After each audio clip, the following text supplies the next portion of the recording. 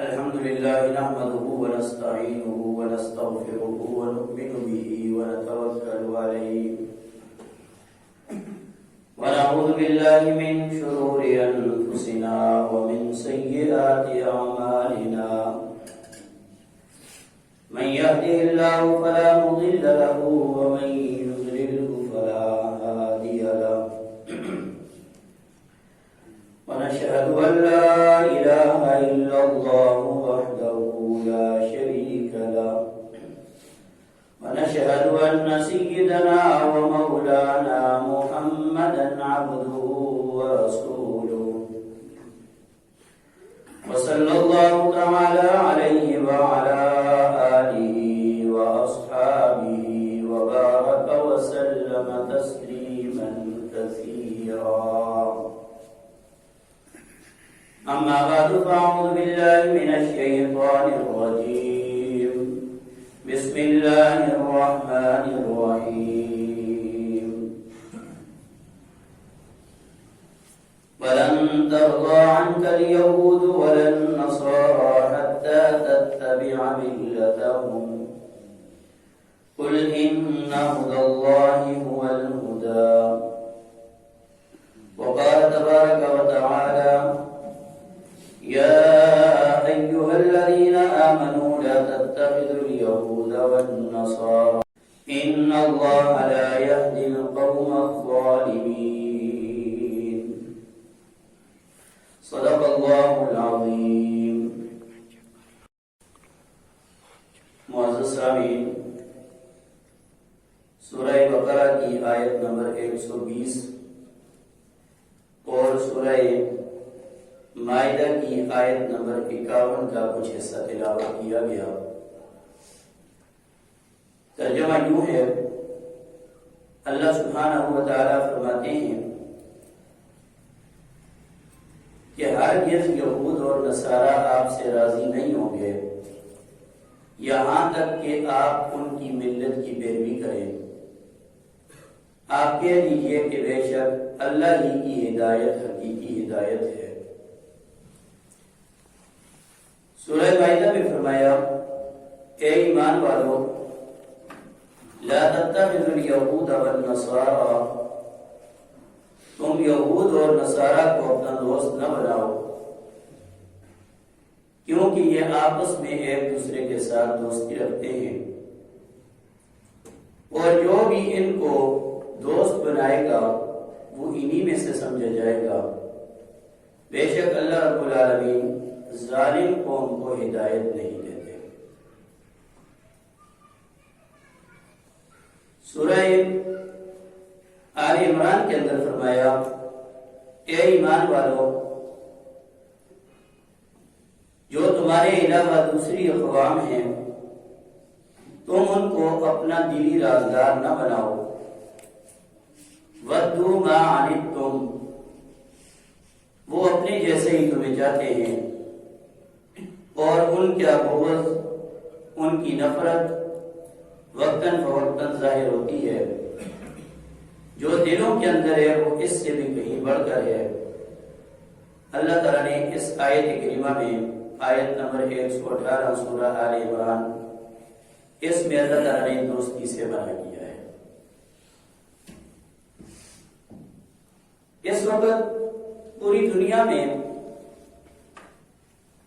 ایک موضوع گردش میں ہے اور وقتاً فوقتاً اس کے حوالے سے مختلف آراء پیش کی جاتی ہیں اور اس حوالے سے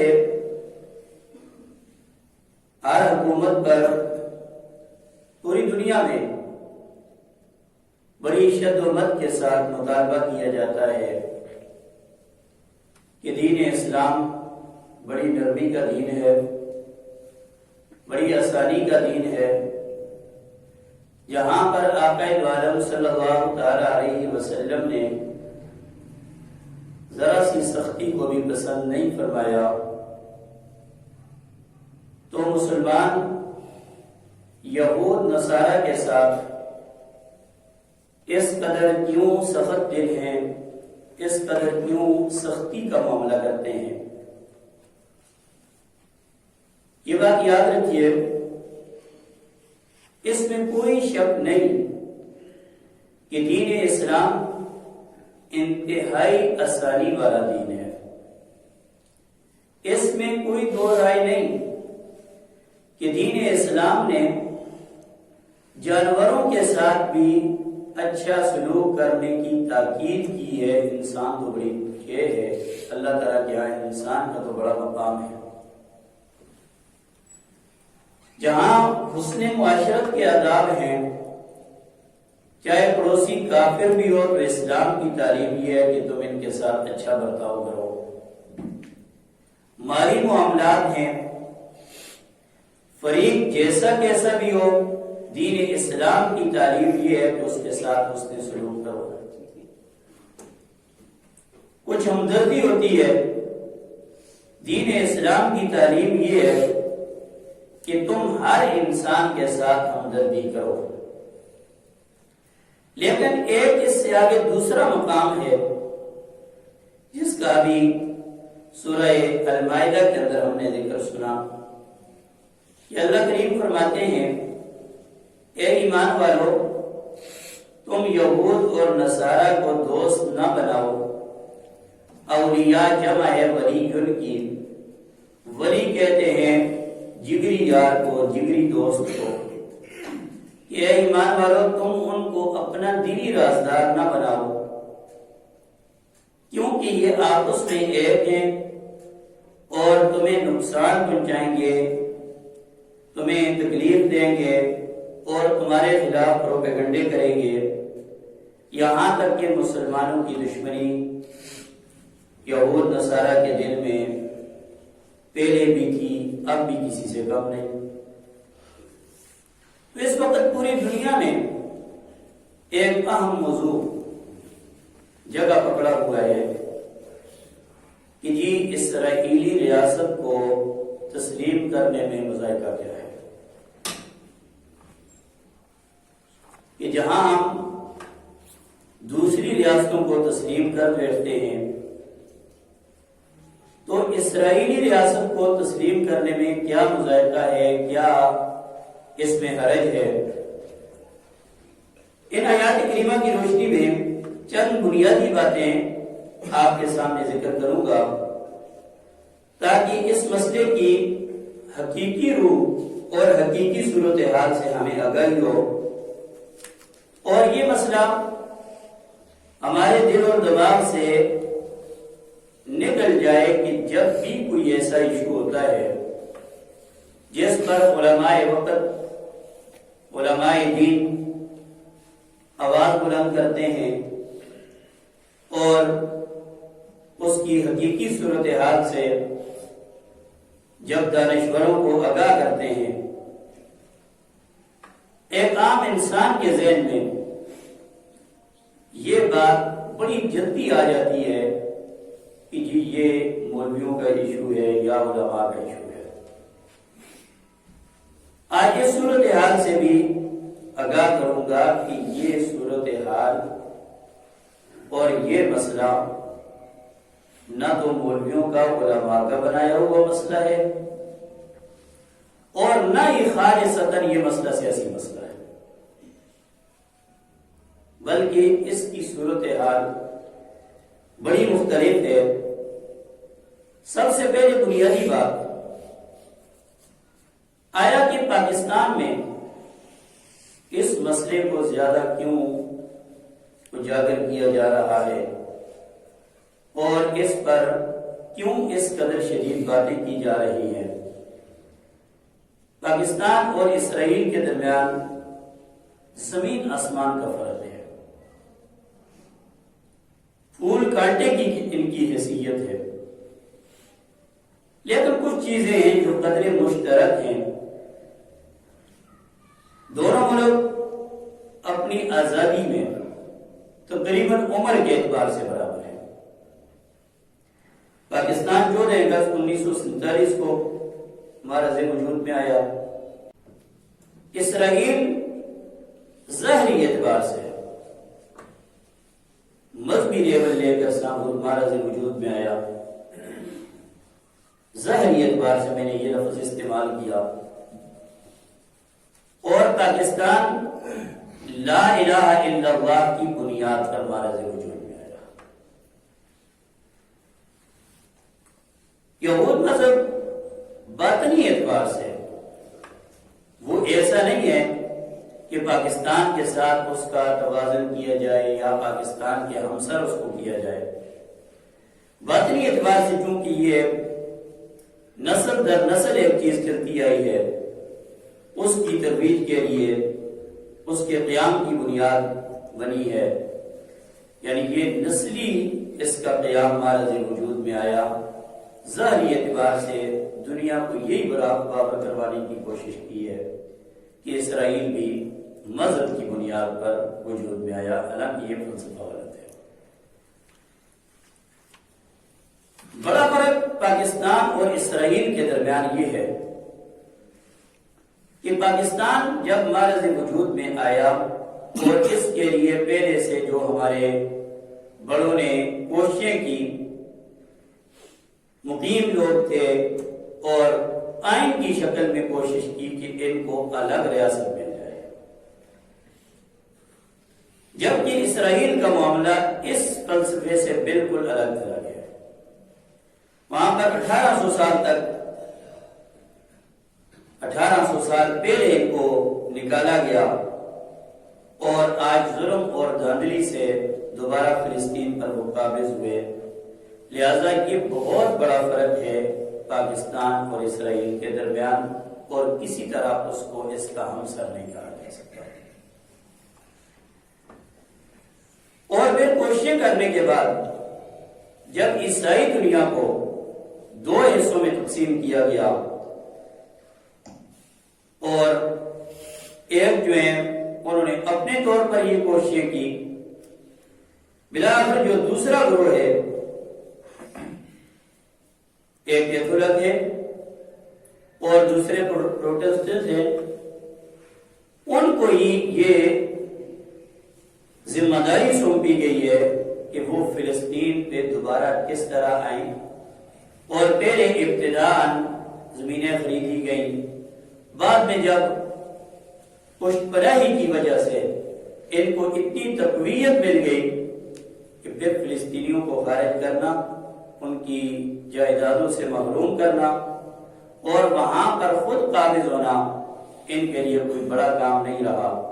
اس لیے آج تک یہ کوششیں ہو رہی ہیں کہ جی اس کو تسلیم کیا جائے، اور پھر اس تمام کے باوجود اس بات پر متفق ہیں، چاہے وہ یہودی ہے یا وہ عیسائی ہے، اس بات پر متفق ہے کہ فلسطین سے مسلمانوں کا اخراج کیا جائے۔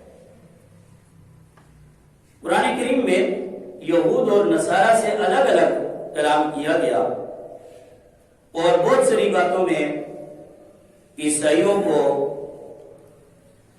بڑے نرم انداز میں قرآن کریم نے ان کا ذکر فرمایا ہے، لیکن اس فلسفے پر متفق ہیں کہ اصل اسلام طاقت یہ دو ہی دشمنیں ہیں، یہ دو ہی طاقتیں ہیں، یہود اور نصارہ، اور آپس میں اگرچہ بڑے بڑے قتل و قتال، بڑے بڑے مار کے ان کے درمیان ہوئے، لیکن جب بھی مسلمانوں پر وار کیا دونوں نے مل کر مسلمانوں کے خلاف اقدام کیا۔ اور جہاں تک یہودیوں کا تعلق ہے، اب کیتھولک انہوں نے تو یہ چاہا کہ جی یہاں پر ہم اپنی حکومت ریاست قائم کریں، اور جہاں تک یہودیوں کا تعلق ہے، ان کے عزائم صرف فلسطین تک نہیں بلکہ گوگل پر سرچ کر کے آپ چیک کر سکتے ہیں، گریٹر اسرائیل کا نقشہ آپ دیکھ لیں، ان کے عزائم آگے کہاں تک جاتے ہیں، جس میں مصر، اردن، شام اور سعودی عرب کے بعض علاقے شامل ہیں۔ یعنی آنے والے وقت میں اسرائیل کو اگر تسلیم کر لیا جاتا ہے آسانی کے ساتھ تو یہ مسئلہ صرف فلسطین کا نہیں بلکہ ان کی حدود مکہ اور مدینہ تک پنجے گاڑنے کے لیے تیار ہے۔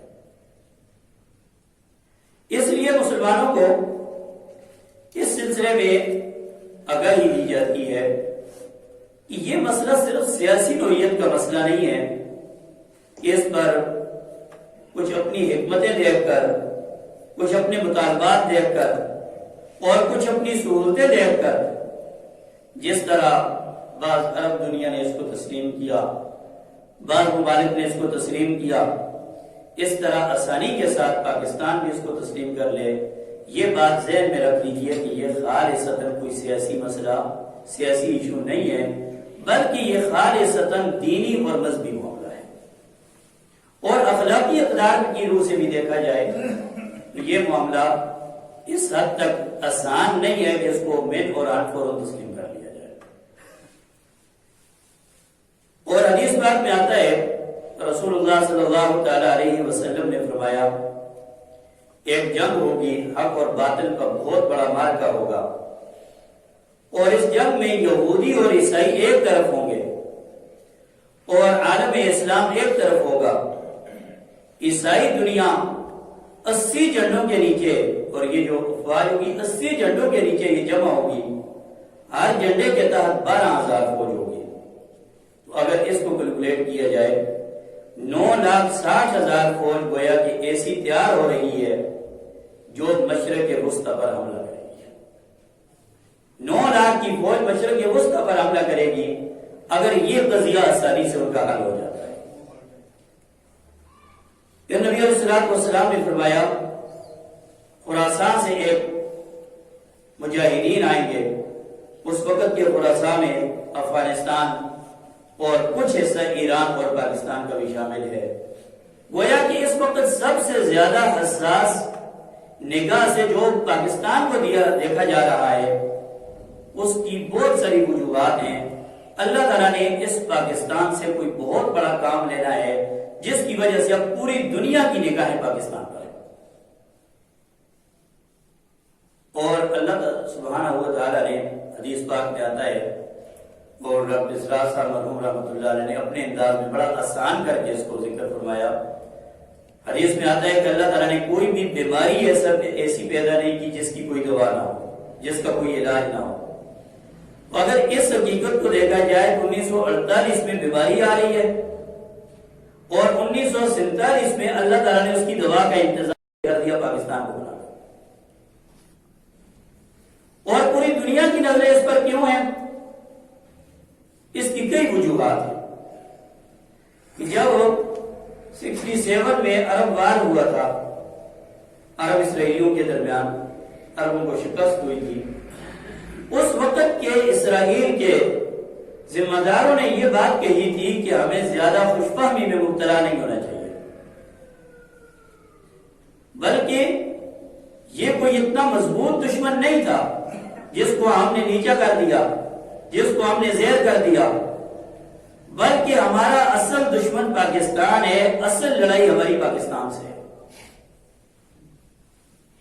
معلوم کیا ہوا کہ یہ صرف یک طرفہ ٹریفک نہیں ہے کہ یہاں سے جذبات ابھر رہے ہیں، علماء تیار کر رہے ہیں اور علماء لوگوں کو اس فلسفے کو سمجھا رہے ہیں، اور صرف مسلمانان پاکستان اور ہندوستان کے دل اور دماغ میں اسرائیل کی نفرت صرف نہیں ہے، بلکہ اس سے بڑھ کر اسرائیلیوں کے دل اور دماغ میں پاکستان کی نفرت بھی موجود ہے. اور ہمارے پہلے وزیر اعظم جناب لیاقت علی خان صاحب رحمۃ اللہ علیہ جب اپنے پہلے دورے پر گئے تھے ان کے سامنے یہی باتیں کی جا رہی تھی، تو بڑی آہستہ سے باتیں سنی اور آہستہ سے انہوں نے یہ جواب دیا، اپنے الفاظ میں انہوں نے جواب دیا جس کا خلاصہ یہ ہے کہ ہم کوئی بکاؤ مال نہیں ہے، ہم کوئی بکنے والا مال نہیں ہے کہ آپ جیسے چاہیں ہمیں اس طرف مروڑ دیں، جیسے چاہیں ہمارا قبلہ اس طرف کر دیں. اور جب یہ کہانی دیکھیں، لیاقت علی خان صاحب کوئی مولوی تو نہیں. اسی طرح ڈاکٹر قائد پاکستان بنی ہے پاکستان قائد اعظم محمد علی جناح رحمۃ اللہ علیہ نے انہوں نے فرمایا تھا کہ ہمارے نمائندے نے ظفر اللہ خان صاحب نے جب اپنا موقف واضح کیا فلسطین کے حق میں، اس کے بعد قائد اعظم نے جو فرمایا تھا وہ یہ تھا کہ اب بھی اگر یہ اس کی تقسیم کے در پہ ہوئے اور اسرائیل کی بات ہی دوبارہ سے پیدا ہوئی تو پوری عالم اسلام، پوری اسلامی دنیا بغاوت پر اتر آئے گی۔ اور مصور پاکستان ڈاکٹر اقبال نے یہ کہا کہ خاک فلسطین پر یہودی کا اگر حق، اگر یہودیوں کا حق فلسطین پر ہے تو ہسپانیہ پر تو سینکڑوں سال مسلمانوں نے حکومت کی ہے، تو ہسپانیہ پر حق نہیں کیوں اہل عرب کا؟ اہل عرب بھی تو پھر ہسپانیہ پر حکومت کی اور وہاں پر رہنے کے مجاز ہیں۔ تو اقدار مشترک اگر اسرائیل کو تسلیم کرنا ہے تو علامہ اقبال کے الفاظ یہ ہیں، گویا کہ ہم ظلم اور ناانصافی کا ساتھ دینے کے لیے کھڑے ہوئے۔ اس وقت کی جو سچویشن ہے شریعت کی روشنی میں دیکھا جائے، صرف اور صرف اس وقت پاکستان درمیان میں آ بنا ہوا ہے، اور جہاں وہ اپنا ظلم کر رہے ہیں، اپنا استبداد دکھا رہے ہیں، اب پاکستان اگر تسلیم کر لیتا ہے تو اس کا واضح مطلب کیا ہوگا کہ پاکستان نے اب تک انہوں نے جو ظلم کیا، جو انہوں نے غاصبانہ قبضے جمائے، جو انہوں نے فلسطینیوں کا قتل عام کیا، گویا کہ پاکستان نے اس پر سٹمپ لگا دی، مہر ثبت کر دی کہ اب تک جو ہوتا ہوا ہے یہ بھی ٹھیک ہے، آئندہ بھی جو ہوگا یہ بھی ٹھیک ہوگا۔ حالانکہ مسلمان کے لیے تعلیم کیا ہے کہ وہ مظلوم کا ساتھ دیتا ہے، ظالم کا کبھی ساتھ نہیں دیتا، انصاف کا حمایتی رہتا ہے، ظلم کا حمایتی نہیں رہتا ہے۔ پھر آج ہمارے علماء یہ سوچتے ہیں کہ اسرائیل کو تسلیم کرنے میں مذائقہ کیا ہے، گناہ کیا ہے، مذائقہ کیا ہے، حرج کیا ہے، ہمارے قرضے معاف ہو جائیں گے، ہمیں یہ سہولت دی جائے گی۔ یہ بات اچھے طریقے سے ذہن میں رکھے، سوچنا دو طرح سے ہے، ایک سوچنا ہوتا ہے دل اور دماغ سے، جب انسان کے پاس ایمان کی روشنی موجود ہو، اب انسان کا سوچنا دل اور دماغ سے ہوگا، اور اگر صرف ابن الوقتی بننا ہے، صرف ظاہری فائدے دیکھنے ہیں، پھر یہ سوچنا دل سے نہیں ہے بلکہ دل سے نیچے پیٹ کا سوچنا ہے۔ قرضے معاف ہوں گے، یہ پیٹ کی کہانی، ہمیں کوئی سہولیات ملے گی، یہ پیٹ کی کہانی ہے، ہمیں قرضے مل جائیں گے، یہ پیٹ کی کہانی ہے۔ اور اس سے پہلے ہم بارہا تجربہ کر چکے ہیں، جو امور کا مطالبہ افغانستان کو تباہ کرنے کے لیے ہمارا پاکستان استعمال ہوا، ہم نے ان کے کہنے پر یہ کیا، ہمارے ہاتھ میں کیا آیا کہ وہ ہم سے راضی ہوئے؟ ضرب اعظم آپریشن ہم نے پورا کر کے دکھا دیا، وہ ہم سے راضی نہیں ہوئے۔ کیوں؟ قرآن کریم ابھی سورہ بقرہ کی آیت کریمہ آپ نے پڑھی، وَلَن تَرْضَىٰ عَنْكَ الْيَهُودُ وَلَا النَّصَارَىٰ حَتَّىٰ تَتَّبِعَ مِلَّتَهُمْ۔ یہ یہود نصارہ آپ سے کبھی راضی نہیں ہو سکتے جب تک آپ ان کی پیروی نہ کریں۔ آج اگر وہ کہتے ہیں اسرائیل تسلیم کرو، ہم کہیں جی کہ اس میں حکمت ہے، ساری دنیا نے تسلیم کر لیا، ہم کر لیں تو کیا مذائقہ ہے؟ کل یہ بھی کہیں گے کہ یہ کلمہ نہیں چھوڑو۔ ان کی مجالس میں، ان کی میٹنگ اور کانفرنس میں یہ بات روز مرہ دہرائی جاتی ہے کہ جو بھی داڑھی والا ہے، جو بھی کلمہ پڑھنے والا ہے، اس کو جوڑتے ہیں دہشت گردی سے۔ لہذا اس حوالے سے ہم سے یہ مطالبہ ہونا ہے کہ جی تم کلمے کو چھوڑ دو، ہماری لسٹ میں آ جاؤ گے اور ہمارے محبوب ترین بن جاؤ گے۔ اس حوالے سے ہمیں ذرا غور فکر کرنے کی ضرورت ہے، وقتی فائدے کہ یہاں ہی رہ جانے والے ہیں، حقیقی کیا ہے؟ جب حضرت عیسیٰ علیہ السلام آئیں گے، ان کے ساتھ خراسان سے جو فوج آئے گی وہ انشاءاللہ اسی خطے کی افواج آگے بڑھے گی اور یہود کے خلاف یہ خطہ انشاءاللہ اللہ تعالیٰ کے ہم کو بھی ہوگا۔ تو دشمن کو سارے ہی سمجھتے ہیں اسرائیل کو، لیکن پاکستان کا خاص کردار اور خاص نام کیوں ذکر کیا جاتا ہے؟ آپ جانتے ہیں خلافت عثمانیہ 1924 میں ختم ہوئی اور پوری کئی ممالک تک اس کا جال بچھا ہوا تھا، لیکن دوبارہ سے تحریک شروع کہاں سے ہوئی؟ اگر ترکی میں ختم ہوئی تو دوبارہ اس کو اللہ تعالیٰ نے شروع کرنا تھا ادھر سے۔ اب ذہن میں سوال آتا ہے کہ جی ختم ہوئی تو یہاں سے اس کو دوبارہ سے کیوں شروع کیا گیا؟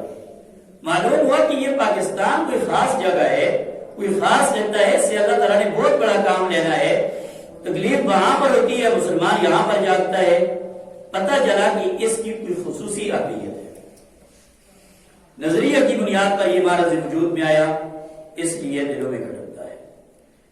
اور اسرائیل کے وزیر اعظم جب ابھی پچھلے سال ہمارے نوجوانوں نے ان کے طیارے گرائے تو پائلٹ جو پکڑا گیا، جو مردار ہو گئے، واصل جہنم ہوئے، ان میں تحقیق کے بعد یہ بھی پتہ چلتا ہے کہ اسرائیلی پائلٹ بھی شامل تھے۔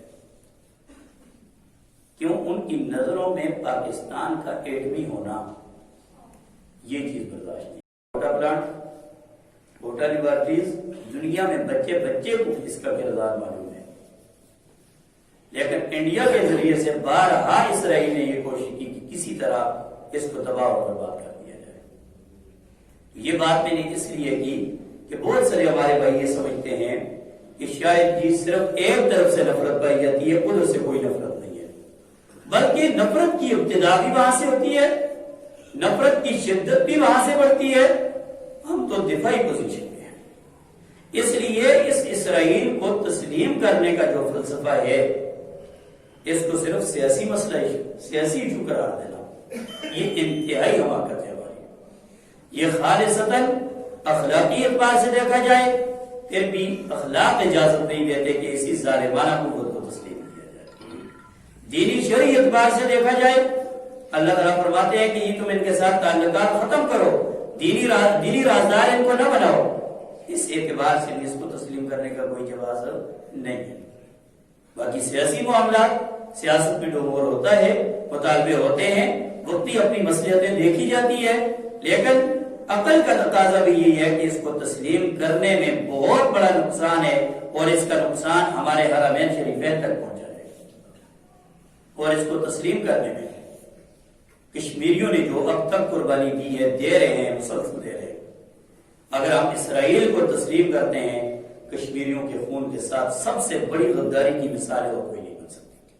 ہم سب سے بڑے غدار ٹھہریں گے کشمیریوں کے خون کے ساتھ۔ اگر اس کو تسلیم کر لیتے ہیں یہاں تسلیم کرنے میں، اگر یہاں انڈیا مطالبہ کرتے ہیں تو تسلیم کرنے میں پھر کیا مذائقہ ہے۔ اللہ سبحانہ و تعالیٰ اس مسئلے کی اس حساس نوعیت کو ہمیں سمجھنے کی توفیق نصیب فرمائے۔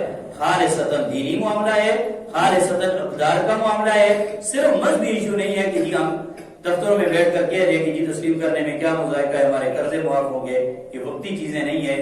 ہمیشہ کی سوچ رکھیں اللہ تعالیٰ نے کیا فرمایا، اللہ کے پیارے حبیب نے کیا بشارت دی، اور یہاں سے فوج اسی شکل میں نکلے گی جب تسلیم نہیں کرے گی۔ اللہ تعالیٰ ہمیں عمل کی توفیق نصیب فرمائے۔ سبحان ربک رب العزت عما یصفون وسلام علی المرسلین والحمد للہ رب العالمین۔